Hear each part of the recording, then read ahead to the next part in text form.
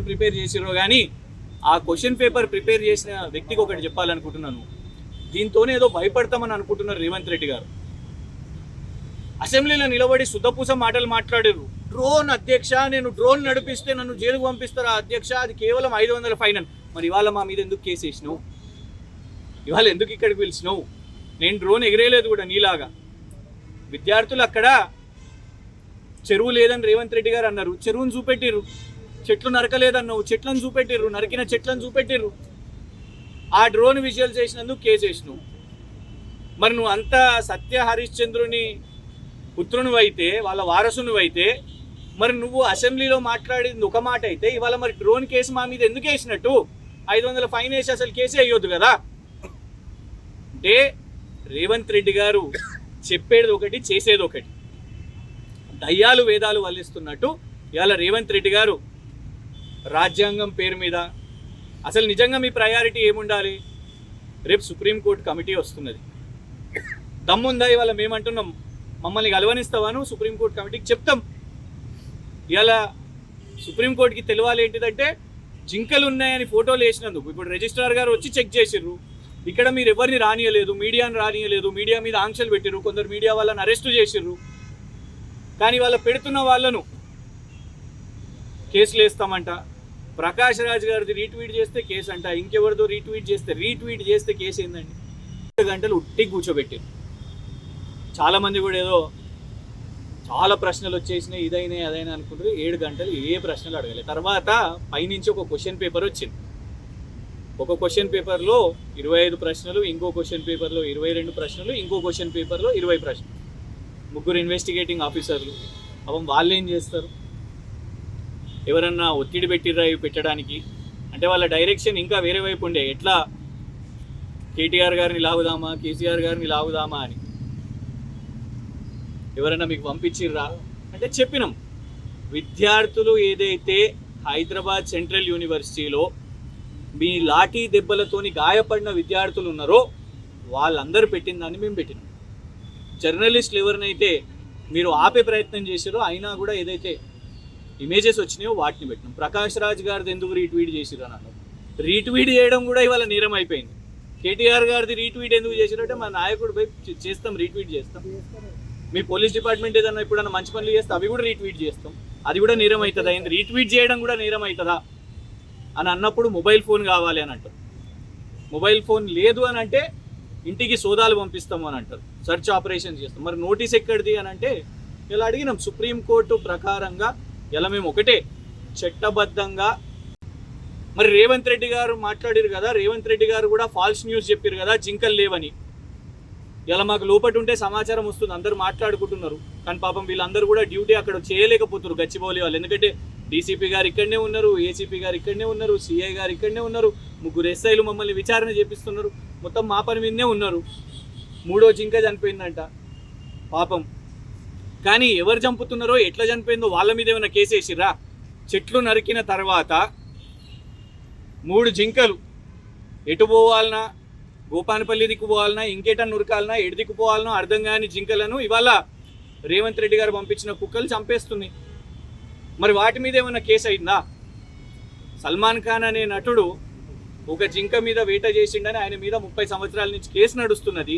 మరి ఇక్కడ 3 జింకలు ఇప్పుడు చనిపోతే దానికి బాధ్యులు ఎవరు?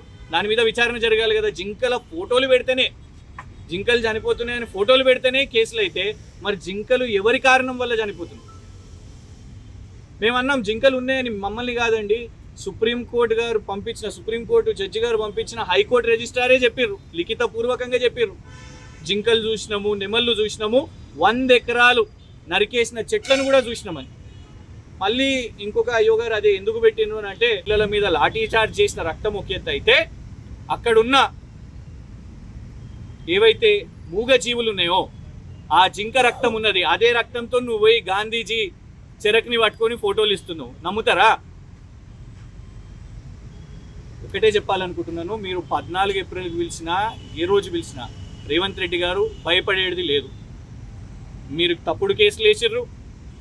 ఆల్రెడీ ఒకసారి నా ఫోను సీజ్ చేసుకున్నారు, సరిపోలే మళ్ళా ఫోన్ కావాలనంట. ఏం ముచ్చట్టున్నదో, మా ఫోన్లో ఏం గ్రూపులు ఉన్నాయో, మా గ్రామస్థాయి బీఆర్ఎస్ ఏం గ్రూపులు కావాలనో ఏం వినాలని అంత ఆసక్తి ఉన్నదో ఫోన్లో పిచ్చేం పట్టిందో కానీ కేసులు వేస్తున్నారు, ఫోన్లు కావాలంటున్నారు, ఇంటి మీదకి వస్తామని చెప్తున్నారు.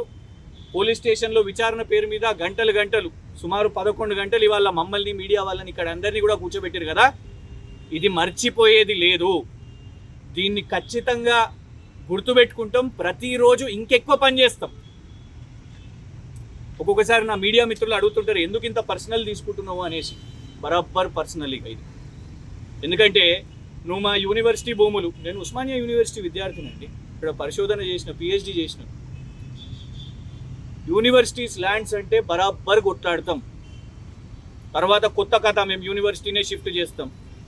నీ అయ్య జాగిరా, నువ్వు రాగానే అమ్మకానికి పెట్టి 10,000 కోట్లు నువ్వు దాని మీదకి వెళ్ళి తీసుకొని ఫ్రాడులెంట్గా తీసుకొని వాళ్ళ ఐసిఐసిఐ బ్యాంక్ వాళ్ళు తనలాడతారు, వాళ్ళకి ఇబ్బందులు అవుతాయి.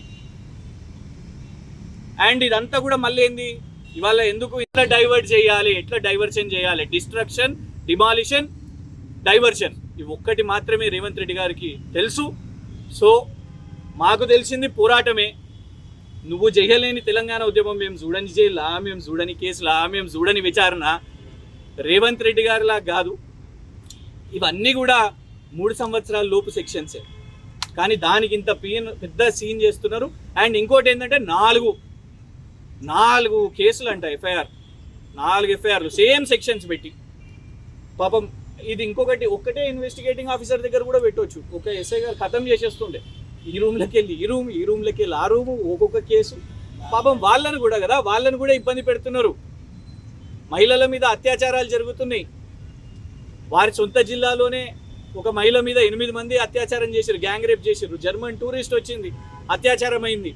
ఇందుకేనా క్రైమ్ రేట్ పెరుగుతున్నది? పోలీస్ డిపార్ట్మెంట్ని మీరు బీఆర్ఎస్ సోషల్ మీడియా మీద ఫోకస్ చేయండి, మిగతా ఏం క్రైమ్ రేట్ జరిగినా పర్వాలేదు, ఫికర్ నై. BRS social media, BRS opposition, BRS ప్రతిపక్ష నాయకులు, ఎమ్మెల్యేలు వీళ్ళు మాత్రం మాట్లాడొద్దు. వాళ్ళ ఫోన్లు లాక్కుందాం, వాళ్ళ ట్విట్టర్లను చూద్దాం. ఇదే పని మీద రేవంత్ రెడ్డి గారు ఉన్నారు కాబట్టే ఇవాళ తెలంగాణ రాష్ట్ర పరిస్థితి ఇంత ఘోరంగా ఉన్నది. అల్టిమేట్గా ఒకటే చెప్పాలనుకుంటున్నాను, ఎన్నిసార్లు పిలిపించినా, ఇప్పుడు దిలీప్ గారికి కూడా ఇచ్చింది, ఎప్పుడు మళ్ళీ పిలిపించినా కూడా రావాలి అని. నన్నేమో ప్రత్యేకంగా అంబేద్కర్ జయంతి నాడు 14 ఏప్రిల్ సెలవు రోజు రమ్మని చెప్పిర్రు.